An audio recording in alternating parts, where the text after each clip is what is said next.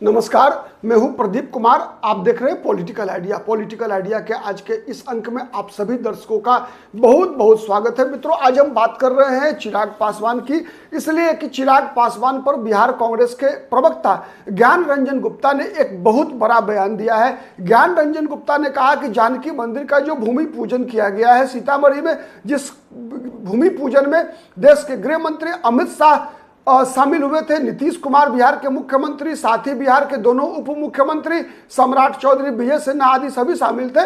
उसमें चिराग पासवान को बुलाया ही नहीं गया था। इसलिए नहीं बुलाया गया था, यह कांग्रेस का आरोप है। कांग्रेस पार्टी के प्रवक्ता ने, प्रदेश के प्रवक्ता हैं ज्ञान रंजन गुप्ता, उन्होंने ये आरोप लगाया कि चूंकि चिराग पासवान दलित समाज से आते हैं, रामविलास पासवान के पुत्र हैं, इसीलिए बीजेपी के लोगों ने चिराग पासवान को जानकी मंदिर भूमि पूजन में आमंत्रित नहीं किया।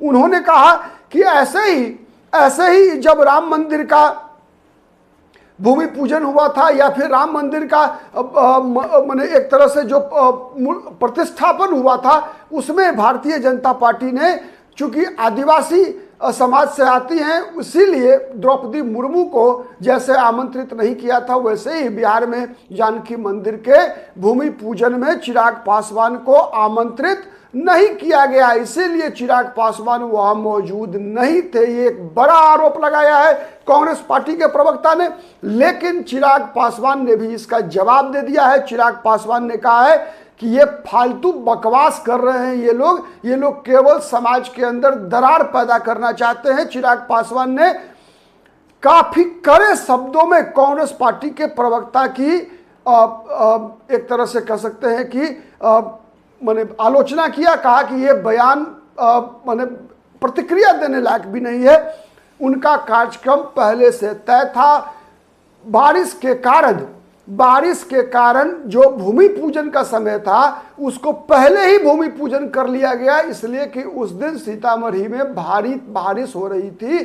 चिराग पासवान जब तक पहुंचे तब तक वहां कार्यक्रम समाप्त हो गया था। उससे पहले चिराग पासवान का कार्यक्रम पहले ही से पटना में फिक्स था और उनको 2:30 बजे पहुंचना था। 2:30 बजे चूंकि कार्यक्रम की शुरुआत होनी थी, लेकिन जिस प्रकार की मूसलाधार बारिश हो रही थी और जो इंतजाम वहां पहले से किए गए थे, जो इंतजाम नाकाफी थे, तो कार्यक्रम को थोड़ा एडवांस में करना पड़ा। वहां के आयोजकों ने ये फैसला किया कि जब देश के गृह मंत्री और बिहार के मुख्यमंत्री वहां मौजूद थे, तो उस कार्यक्रम को पहले ही कर लिया जाए। तो ये बातें चिराग पासवान ने कहा कि कांग्रेस पार्टी के लोग अब हर मुद्दे पर केवल भ्रम फैलाने के लिए जाने जाते हैं।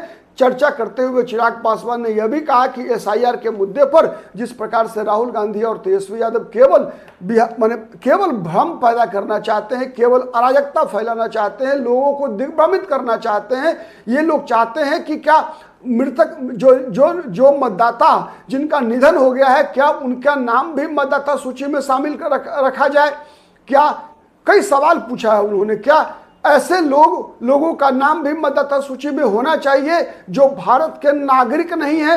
ठीक है, कई सवाल चिराग पासवान ने प्रतिक्रिया स्वरूप राहुल गांधी और तेजस्वी यादव से पूछा है। साथ ही इस बात का भी जवाब जब चिराग पासवान से पूछा गया बिहार सरकार की जिस प्रकार से वो लगातार मुख्यमंत्री की आलोचना किया करते हैं, तो उस पर जवाब देते हुए चिराग पासवान ने कहा कि मैं नीतीश कुमार की आलोचना नहीं करता, बल्कि नीतीश कुमार हमारे नेता हैं, उनके नेतृत्व में ही हम चुनाव लड़ रहे हैं। हमारे पास नीतीश के अलावा दूसरा कोई विकल्प नहीं है। बिहार में नीतीश ही हमारे नेता हैं, उन्हीं के नेतृत्व में हम चुनाव लड़ेंगे। इस बार 2020 दोहराने की अगर कोई भी हमारे राजनीतिक विरोधी उम्मीद कर रहे हैं तो वो गलत है। चिराग पासवान ने यह बात भी कही कि तेजस्वी यादव को यदि 75 विधानसभा सीटों पर जीत मिली तो उसका कारण भी लोक जनशक्ति पार्टी रामविलास थी, एलजेपी थी।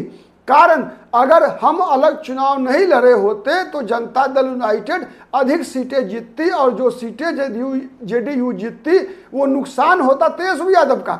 इसीलिए तेजस्वी यादव को मेरा एहसानमंद होना चाहिए कि मैंने अपनी गलती से या किसी भी परिस्थिति के कारण जो विधानसभा चुनाव लड़ा 2020 में, उसका कारण उसी के परिणाम स्वरूप तेजस्वी यादव को 75 सीटें मिली। अन्यथा 20-30 सीट पर जो है हाँफ रहे होते तेजस्वी यादव। तो ये एक बड़ा बयान जो है चिराग पासवान ने भी विपक्ष पर आरोप लगाते हुए दिया कि विपक्ष के लोग केवल और केवल भ्रम फैलाना चाहते हैं, ऐसी कोई बात जो है नहीं है। हम जब कानून व्यवस्था के नाम पर सरकार की खिंचाई करते हैं तो चिराग पासवान ने कहा कि हम जनता की, आम जनता की चिंता से मुख्यमंत्री नीतीश कुमार और प्रशासन को भी अवगत कराने का काम करते हैं और उसका असर भी दिखा है। चिराग पासवान ने इसमें भी इस बात पर भी जवाब दिया कि उसका असर भी दिखा है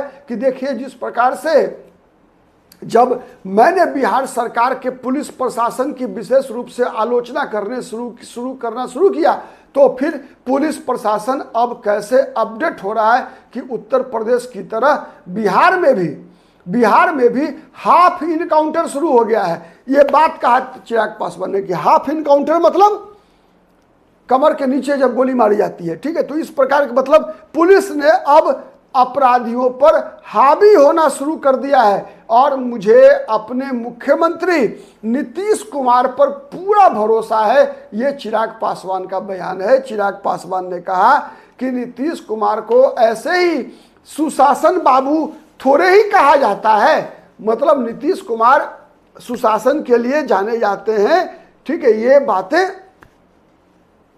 चिराग पासवान ने कहा कि अगर हम लोग 2020 में भी इसी तरीके से एनडीए एकजुट रहता तो दहाई का आंकड़ा जो है आरजेडी नहीं पा सकती थी, ठीक है। ये तो हम अलग थे, हमारे अंदर हम अलग अलग चुनाव लड़े, इसीलिए तेजस्वी यादव जो है इतनी सीटें जीत गए। इस उम्मीद में मत रहे कांग्रेस पार्टी और विपक्ष के लोग कि हमारे अंदर कोई मतभेद है और हमारा गठबंधन कहीं से भी टूटेगा या कमजोर होगा। इस उम्मीद में मुंगेरी लाल वाला सपना जो है महागठबंधन के लोग नहीं देखें। तो ये चिराग पासवान का बड़ा बयान है चिराग पासवान ने।